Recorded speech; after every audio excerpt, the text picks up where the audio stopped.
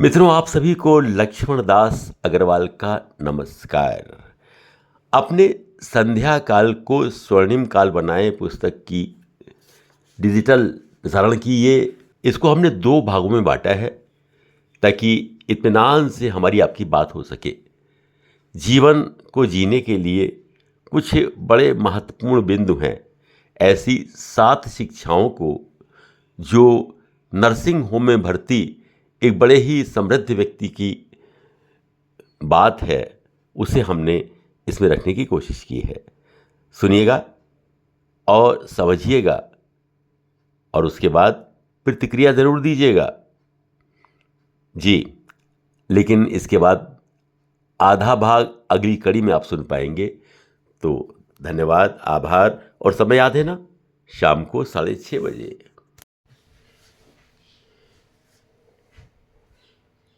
जीवन की 7 शिक्षाएं।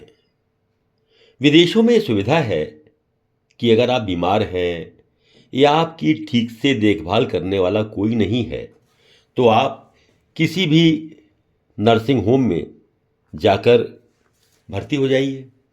हालांकि इसका आपको बाकायदा भुगतान करना पड़ेगा, लेकिन वहाँ आपकी पूरी देखभाल हो जाएगी। अभी हमारे भारतवर्ष में इस प्रकार की सुविधा नहीं है। अगर इसका विश्लेषण किया जाए तो इस तरह के नर्सिंग होम विदेशों के ओल्ड एज होम या वृद्ध आश्रम से ऊपर की श्रेणी के स्थान कहे जाएंगे।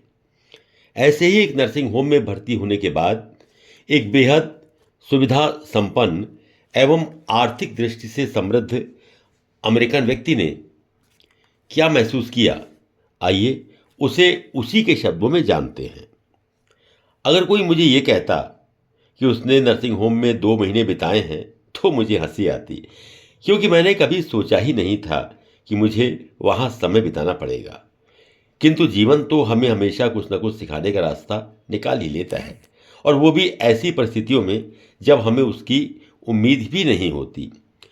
जब मुझे पता लगा कि मुझे नर्सिंग होम में भर्ती होना होगा तो मैंने सोचा कि चलो कोई बात नहीं, थोड़े दिन वहाँ रहेंगे और ठीक ठाक होकर आ जाएंगे। लेकिन इन 2 महीनों में जो मैंने नर्सिंग होम में बिताए, उन्होंने मुझ में काफ़ी परिवर्तन ला दिया। सच कहूँ तो मेरी आंखें खोल दी। इससे पहले मैंने कभी भी बढ़ती उम्र के बारे में या मुझे किसी बात पर पछताना पड़ेगा इस बारे में और खुद जिंदगी के बारे में कभी सोचा ही नहीं था। इन 2 महीनों में जो कुछ जिंदगी ने मुझे सिखाया उसमें से कुछ पाठ तो बड़े ही पीड़ादायक थे, लेकिन बहुत सारी बातें ऐसी थीं जिन्होंने मेरे जीवन में और सोच में उजाला भर दिया, और ये सब बड़ी ज़रूरी बातें थीं। मैं वहाँ काफ़ी लोगों से मिला। कुछ लोगों के परिवार के लोग उनसे समय समय पर मिलने आते थे, लेकिन दूसरी तरफ बहुत सारे ऐसे लोग भी थे जिन्हें उनके परिवार वालों ने बिल्कुल ही भुला दिया था। कुछ लोग ऐसे थे जिन्हें वहाँ बड़ी शांति महसूस होती थी, और कुछ लोग ऐसे थे जिन्हें बड़ा पछतावा महसूस हो रहा था। मैंने उन सबसे काफ़ी बातचीत की और उनके साथ जो समय बीता, जो संबंध बने, उनसे मैंने काफ़ी कुछ सीखा। मुझे उन 2 महीनों में 7 शिक्षाएं मिली, और मुझे विश्वास है कि हर कोई, चाहे वो युवा हो या वृद्ध, उसे इन शिक्षाओं को, जिसमें जीवन भर का अनुभव शामिल है, सुनना ही चाहिए। क्योंकि इस बात का कोई महत्व नहीं है कि आज हम कितने युवा हैं। एक न एक दिन तो आपको वृद्ध होना ही है, और तब आपको अनुभव होगा कि किस प्रकार का जीवन आपने जिया है। पहली बात जो मैंने अनुभव की या जो शिक्षा मुझे मिली वो ये है कि सबसे भारी बोझ अकेलापन है। आप सोच सकते हैं कि एक नर्सिंग होम तो बस आपकी तबीयत की देखभाल करने के लिए है। आपको वहाँ सही दवाइयाँ मिलती हैं, आपकी वहाँ सही देखभाल होती है, खान पान की व्यवस्था ठीक ठाक होती है और पर्याप्त आश्रय मिलता है। किंतु मैंने महसूस किया कि सबसे बड़ी चुनौती शारीरिक न होकर भावनात्मक है, और उसका केंद्र है अकेलापन।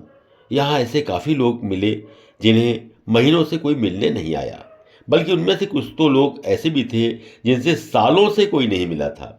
उनके बच्चे बेहद व्यस्त थे, उनके मित्र दुनिया छोड़ चुके थे। इस बात से कोई मतलब नहीं है कि नर्सिंग होम का स्टाफ कितना अच्छा था। स्टाफ कितना भी अच्छा हो, लेकिन परिवार के लोगों का जो भावनात्मक अपनापन है, उसकी पूर्ति वो स्टाफ तो नहीं कर सकता। बढ़ती उम्र का सबसे कठोर समय वो होता है जब आपको पता लगता है कि संसार आपके बिना भी चल रहा है। मैंने वहाँ ये सीखा कि वृद्धावस्था पर अकेलापन सबसे भारी बोझ है। मैं सोचता हूँ कि यहाँ आने से पहले मुझे मेरे आसपास के लोगों से और भी गहरे संबंध बनाने चाहिए थे। मुझे लगता है कि मुझे पैसे के पीछे भागने में कम समय देना चाहिए था और अर्थपूर्ण संबंध बनाने में ज़्यादा समय देना चाहिए था। दूसरी शिक्षा जो मुझे मिली वो ये कि सर्वाधिक मूल्यवान वस्तु जीवन की स्वास्थ्य है। वही सबसे मूल्यवान है। मैं वहाँ एक व्यक्ति से मिला जो एक सफल व्यवसायी था। उसके पास ढेर सारी प्रॉपर्टी थी, आरामदायक लग्जरी कारें थीं और वो दुनिया में खूब घूम चुका था।